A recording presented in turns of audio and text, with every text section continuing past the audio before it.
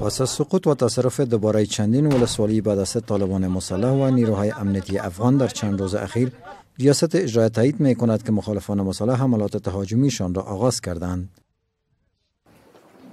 عبدالله رئیس اجرایی روز دوشنبه در آغاز نشست شورای وزیران اطمینان داد که حکومت در حمایت از نیروهای امنیتی افغان قرار داشته و حملات تهاجمی مخالفان مسلح نیز دفع خواهد شد. ان شاءالله که در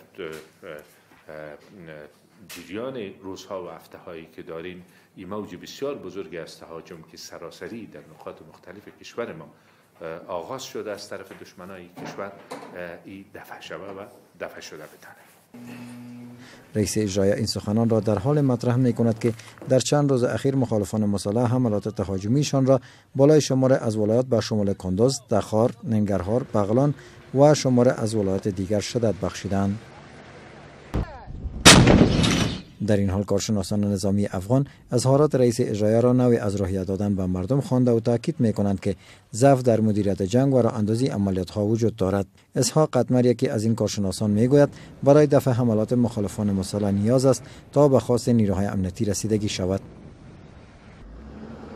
آقای قطمر در کنار عدم توجه به خواست نیروهای امنیتی، برخی نارسایی‌ها در داخل نظام را نیز از مشکلات می‌داند که سبب بیشتر شدن حملات از سوی مخالفان مسلح گردیده و ولسوالی‌ها یکی پای دیگر به سقوط مواجه می‌گردد.